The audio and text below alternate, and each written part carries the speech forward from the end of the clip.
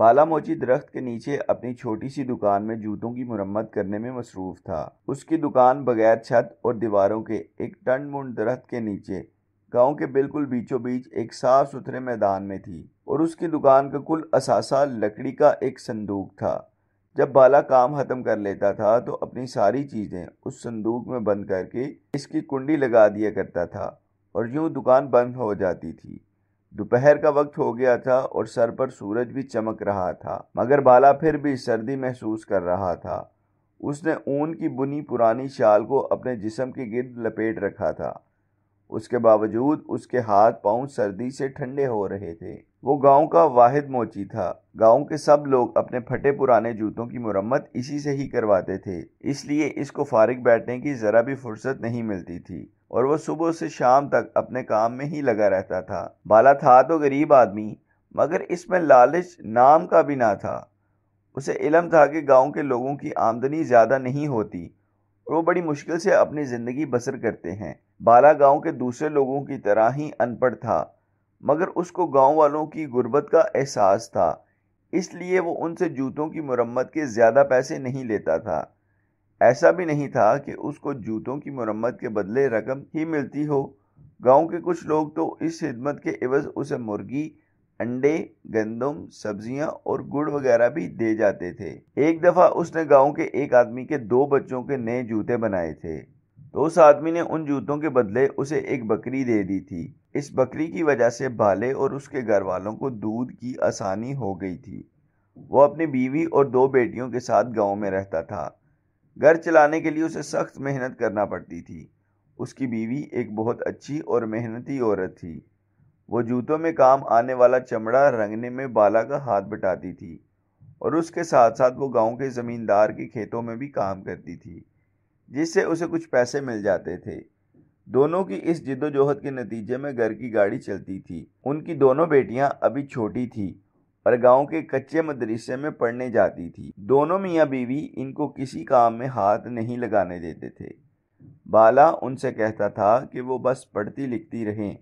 اس کے باوجود دونوں لڑکیاں گھر کے مختلف چھوٹے موٹے کاموں میں لگی رہتی تھی، جس کی وجہ سے بالا کی بیوی کو بڑی آسانی ہو جاتی تھی۔ بالے کے گھر کی ایک مدت سے مرمت نہیں ہوئی تھی۔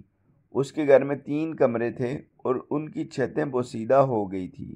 بارش ہوتی تو پانی کمروں میں ٹپکنے لگتا۔ بالا یہ سوچ سوچ کر پریشان ہو جاتا کہ اگر سردیوں میں بارشیں شروع ہو گئی تو کیا ہوگا۔ اس نے پیسے جمع کرنے شروع کر دیے تھے تاکہ بارشوں کے ہونے سے پہلے ہی گھر کی چھتوں کی مرمت کروا لے، مگر ابھی اس کے پاس بہت تھوڑے پیسے ہی جمع ہوئے تھے۔ وہ اس مقصد کے لیے اب سورج غروب ہونے تک کام میں لگا رہتا تھا تاکہ کچھ فاضل رقم حاصل ہو جائے جو چھتوں کی مرمت میں کام آئے۔ تھوڑی دیر ہی گزری تھی کہ اس کی بیوی اس کا کھانا لے کر آ گئی۔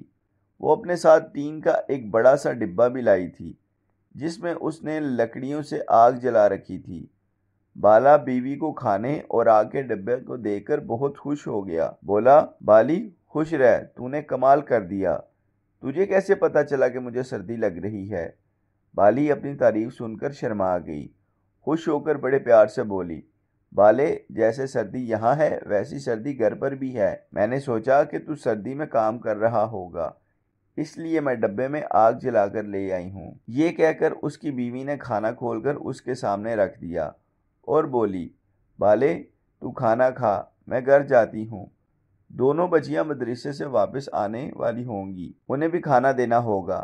بالے نے کہا، ٹھیک ہے، تو جا، مگر بالی یہ سن لے کہ تو میری خاطر بہت تکلیفیں اٹھاتی ہے۔ مجھے تو اس کا افسوس ہوتا ہے کہ میں تجھے کوئی سکھ نہیں دے سکا۔ بس تو دیکھتی رہ، جیسے ہی گھر کی چھتوں کی مرمت ہو جاتی ہے میں پھر پیسے جمع کروں گا اور ان سے تیرے لیے سونے کی بالیاں اور ہاتھ کے کڑے بنواؤں گا۔ اس کی بیوی بولی، تو ہمارے لیے ہی تو صبح سے شام تک کام میں لگا رہتا ہے۔ اللہ کا شکر ہے کہ میں بہت سکھ میں ہوں۔ ہماری بچیاں پڑھ لکھ رہی ہیں، مجھے نہ بالیاں چاہیے نہ کڑے۔ اب تو اوڑھنی پہننے کی باری ہماری بچیوں کی ہے۔ بالا سر ہلا کر جگ کے پانی سے ہاتھ دھونے لگا اور پھر کھانے میں مصروف ہو گیا۔ اس کی بیوی اٹھ کر چلی گئی۔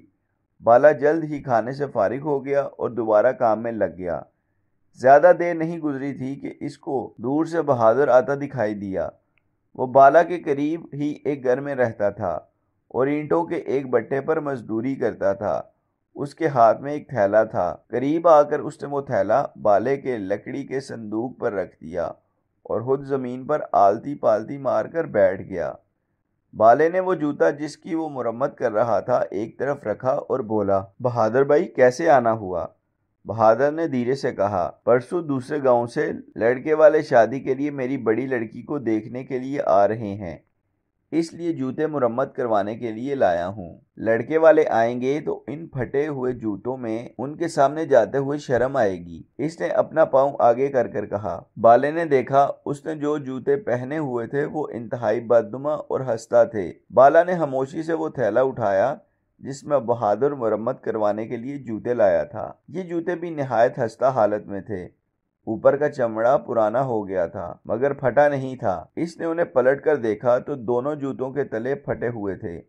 بالے کی تجربہ کار انگلیوں نے جوتوں کے چمڑوں کو چھو کر اندازہ کر لیا تھا کہ وہ ہرن کی کھال کے بنے ہوئے تھے جو نہایت نرم، مضبوط اور ہلکی ہوتی ہے۔ دوسری بات جو بالے نے محسوس کی وہ یہ تھی کہ ہرن کی کھال کے بنے ہوئے جوتے اگرچہ ہلکے پھلکے ہوتے ہیں مگر یہ جوتے اسے کچھ زیادہ ہی وزنی لگے۔ اس نے اس بات پر کوئی دھیان نہیں دیا۔ جب بہادر نے جوتوں میں بالے کا انہماک دیکھا تو وہ پریشان ہو گیا۔ اس کو یہ ڈر تھا کہ اتنے خراب جوتے دے کر بالا ان کی مرمت سے انکار نہ کر دے، اس لیے وہ بڑی لجاجت سے بولا، بالے بھائی جوتے بہت پرانے ہیں، ان کو میں نے گھر میں پڑے پرانے سامان سے نکالا ہے۔ یہ جوتے میرے دادا کے تھے اور کسی زمانے میں بہت اچھی حالت میں تھے۔ دادا کے انتقال کے بعد میرے ابا نے پہن پہن کر ان کا یہ حال کر دیا تھا۔ اگر بیٹی کی بات پکی ہونے کی تقریب نہ ہوتی تو میں کبھی بھی ایسے پھٹے پرانے جوتے لے کر تمہارے پاس نہیں آتا۔ بس یہ سمجھ لو عزت کا معاملہ۔ بالا اس کی بات سن کر رنجیدہ ہو گیا۔ اس نے کہا، یہ جوتے ہرن کی کھال کے بنے ہوئے ہیں اور ہرن کی کھال کے جوتے بہت قیمتی ہوتے ہیں۔ تمہارے دادا تو کافی پیسے والے ہوں گے۔ بہادر نے بڑے فخر سے کہا، وہ بہت بڑے زمیندار تھے۔ اس گاؤں کی بہت سی زمینیں انہی کی ملکیت تھی۔ ان کے مرنے کے بعد میرے باپ نے ساری زمینیں بیچ کر ان کے پیسے اپنے دوستوں پر اڑا دیے تھے۔ اگر وہ سنبھل کر چلتے تو ہمارا یہ حال نہ ہوتا۔ اس کی شرمندگی محسوس کر کے بالا نے اس کی تسلی کے لیے کہا، تم فکر مت کرو، ان جوتوں کو تو میں ایسا کر دوں گا کہ دیکھنے والے دیکھتے رہ جائیں گے۔ یہ بات سن کر بہادر نے نظریں جھکا کر کہا، اور بالے بھائی ایک اور بات، ان کی اجرت میں بعد میں دوں گا، ابھی تو لڑکے والوں کے کھانے کا بھی انتظام نہیں ہوا۔ وہ بٹھا جہاں میں کام کرتا ہوں میں اس کے مالک کے پاس جاؤں گا، شاید وہ مجھے کچھ رقم ادھار دے دے اور میں کھانے کا انتظام کر سکوں۔ بالے نے کہا، دیکھو بہادر بھائی، جیسی تمہاری بیٹی ویسی میری بیٹی، تم فکر مت کرنا، بٹھے کا مالک بھلے تمہیں ادھار دے یا نہ دے، میرے پاس چلے آنا، میرے پاس کچھ رقم موجود ہے۔ بارش میں چھتیں ٹپکنے لگتی ہیں، ان کی مرمت کے لیے میں نے رقم جمع کر رہا ہوں، مرمت تو بعد میں بھی ہو جائے گی، ان پیسوں کو تم بس اپنا ہی سمجھو، تم آرام سے لڑکے والوں کی دعوت کا انتظام کرنا۔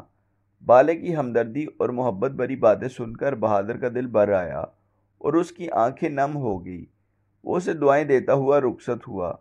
چونکہ گاؤں کی ایک بیٹی کی شادی کا معاملہ تھا، اس لیے بالے نے دوسرے جوتوں کی مرمت کا کام چھوڑا اور بہادر کے جوتے لے کر بیٹھ گیا۔ جوتوں کے تلے تو بالکل بھی مرمت کے قابل نہ تھے، وہ نہ صرف بری طرح گھس گئے تھے بلکہ بیچ میں سے 2 حصوں میں تقسیم ہو گئے تھے۔ بالے نے اپنی لکڑی کے صندوق میں سے سب سے مہنگے والے تلے نکالے۔ یہ تلے وہ گاؤں کے امیر زمیندار کے جوتے میں لگاتا تھا۔ اس کے بعد وہ اپنے کام میں لگ گیا۔ شام تک جوتے تیار ہو گئے۔ بالے نے ان پر بہت محنت کی تھی اور وہ بالکل نئے لگ رہے تھے۔ اس نے ساری چیزیں لکڑی کے صندوق میں بند کر کے اس کی کنڈی لگائی اور بہادر کے جوتوں کا تھیلا اٹھا کر گھر کی جانب روانہ ہو گیا۔ اس پوری کارروائی کے دوران اس کے چہرے پر عجیب سے تاثرات تھے اور دبے دبے جوش کے آثار تھے اور وہ بہت سنجیدہ نظر آ رہا تھا۔ اس کے قدم تیزی سے گھر کی جانب بڑھ رہے تھے۔ ایسا معلوم دیتا تھا جیسے وہ جلد سے جلد گھر پہنچنا چاہتا ہو۔ گھر پہنچ کر اس نے جوتوں کا تھیلا ایک طرف رکھا۔ دونوں بچیاں باہر گلی میں دوسرے بچوں کے ساتھ کھیل رہی تھی۔ بالی رات کا کھانا پکا رہی تھی۔ بالے نے اسے آواز دے کر بلایا۔ وہ آئی تو بالے نے اسے بہادر کے جوتے دکھائے اور پھر اسے پاس بٹھا کر چھپکے چھپکے اس کو کچھ بتانے لگا۔ بالے کی باتیں سن کر بالی آنکھیں حیرت سے چمکنے لگی تھی۔ اپنی بات ختم کر کے بالے نے اپنے کرتے کی جیب میں ہاتھ ڈال کر پرانے کپڑے کی ایک پوٹلی کھول کر بالی کو دکھائی۔ پوٹلی میں بہت سارے چمکتے ہوئے ہیرے اور سونے کی چھوٹی چھوٹی اینٹیں چمک رہی تھی۔ ان کو دیکھ کر بالی حیران بھی تھی اور خوش بھی۔ بالے نے کہا، اب ہم بہادر کے گھر چلیں گے۔ بچیاں باہر گلی میں کھیل رہی ہیں تو چولہے کی آگ ہلکی کر دے، ہم جلدی واپس آ جائیں گے۔ تھوڑی دیر بعد بالا اپنی بیوی کو لے کر بہادر کے گھر پہنچا۔ بہادر گھر پر ہی مل گیا تھا اور سخت پریشان اور فکر مند نظر آ رہا تھا۔ اس نے بالے اور اس کی بیوی کو عزت سے بٹھایا۔ اس کی بیوی اور بیٹیاں بھی ان کے پاس آ کر بیٹھ گئی تھی۔ جب سب بیٹھ گئے تو بہادر نے بالے کو بتایا کہ اسے بھٹے کے مالک نے پیسے دینے سے انکار کر دیا ہے اور اس نے اس کی بے عزتی بھی کی تھی کہ وہ ادھار لینے کے لیے ہر وقت منہ اٹھا کر چلا آتا ہے۔ بالے نے کہا، بہادر، اللہ بہت رحیم اور کریم ہے۔ اب میں تم سب لوگوں کو ایک عجیب و غریب کہانی سناتا ہوں۔ یہ کہانی سن کر تم سب بہت خوش ہو جاؤ گے۔ اس کی بات سن کر بہادر کی بیٹی اور بیٹیاں اسے حیرت اور دلچسپی سے دیکھنے لگی۔ بالی کو تو بالا یہ باتیں پہلے ہی بتا چکا تھا، اس لیے وہ حیران نہیں ہو رہی تھی۔ بہادر کی سمجھ میں کچھ بھی نہیں آیا تھا، وہ منہ کھولے بالے کی باتیں سن رہا تھا۔ ان سب کی حیرانی اور پریشانی دیکھ کر بالے کی بیوی مسکرا رہی تھی۔ بالے نے کہنا شروع کیا، بہادر، تمہارے دادا بہت امیر آدمی تھے۔ جب میں نے ان کے جوتوں کی چیر پھاڑ کی تو ان کی ایڑیوں میں سے یہ چیزیں نکلی تھی۔ اس نے کپڑے کی وہی چھوٹی سی پوٹلی نکال کر سرکنڈوں سے بند مونڈے پر رکھ دی۔ سب حیرانی سے اس پوٹلی کو دیکھ رہے تھے۔ جب بہادر نے وہ پوٹلی کھولی تو اس میں رکھے ہوئے ہیرے اور سونے کی چھوٹی چھوٹی اینٹیں دیکھ کر سب حیران رہ گئے۔ بالے نے وہ پوٹلی اٹھا کر بہادر کے حوالے کرتے ہوئے کہا، میرا یہ خیال ہے تمہارے دادا نے اس دولت کو چوروں اور ڈاکوؤں سے محفوظ رکھنے کے لیے اپنے جوتوں میں چھپا دیا تھا۔ اتنی ساری دولت سامنے پا کر بہادر کی حالت دیکھنے سے تعلق رکھتی تھی۔ وہ پھٹی پھٹی آنکھوں سے اس پوٹلی کو دیکھ رہا تھا۔ اس کی بیوی تو اتنی خوش ہوئی کہ چیخ چیخ کر رونے لگی۔ جب تھوڑی دیر بعد ان لوگوں کی حالت سنبھلی تو بہادر بالے کے ہاتھ تھام کر رونے لگا۔ تمہارا یہ احسان میں زندگی بھر نہیں بھولوں گا۔ تمہارے جیسا ایماندار آدمی پورے گاؤں میں کوئی دوسرا نہیں ہوگا۔ بہادر، میں تو اس بات پر خوش ہوں کہ تمہاری بیٹی کے نصیب سے یہ دولت تمہیں ملی ہے۔ اب تو تم اس گاؤں کے بہت امیر آدمی ہو گئے ہو۔ ان چیزوں کو فروخت کر کے ان سے ملنے والی رقم سے پہلے تو بیٹی کی شادی کرنا، پھر کوئی اچھا سا کام شروع کر دینا۔ تھوڑی دیر کے بعد بالا اور اس کی بیوی اپنے گھر جانے کے لیے اٹھ گئے۔ راستے میں اس کی بیوی نے کہا، بالے، تجھے یہ ایمانداری کس نے سکھائی ہے؟ تو چاہتا تو اس قیمتی خزانے کو چھپا بھی سکتا تھا، کسی کو کیا پتا چلتا۔ ان کو بیچ کر تو گھر کی چھتیں ٹھیک کروا سکتا تھا، میرے لیے سونے کے زیورات بنوا سکتا تھا۔ ہم اپنی بچیوں کو گاؤں کے نہیں، پڑوس کے قصبے میں کسی اچھے اسکول میں داخل کروا سکتے تھے۔ بالا اس کی بات سن کر ہنسا، پھر سینہ تان کر بولا، ہمارے گھر کی چھتوں کی مرمت بھی ہوگی، تیرا زیور بھی بنے گا، اور ہماری بچیاں قصبے کے اسکول میں نہیں، شہر کے اسکول میں بھی پڑھنے جائیں گی، اور یہ سب میں اپنے ہاتھ کے کمائے ہوئے پیسوں سے کروں گا۔ اس کی بات سن کر اس کی بیوی کھل اٹھی اور بولی، میں اور میری دونوں بچیاں بہت خوش نصیب ہیں، مجھے اتنا اچھا شوہر اور بچیوں کا اتنا اچھا باپ ملا۔ اپنی تعریف سن کر بالا شرما سا گیا۔ بیوی سے اس شرم کو چھپانے کے لیے جھوٹ موٹ کے غصے سے بولا، بالی، ذرا تیز چل، مجھے بھوک لگ رہی ہے، گھر جاتے ہی کھانا کھاؤں گا۔ بالی سمجھ گئی تھی کہ اس کی تعریف سے بالا شرما گیا ہے۔ وہ مسکرائی اور تیز تیز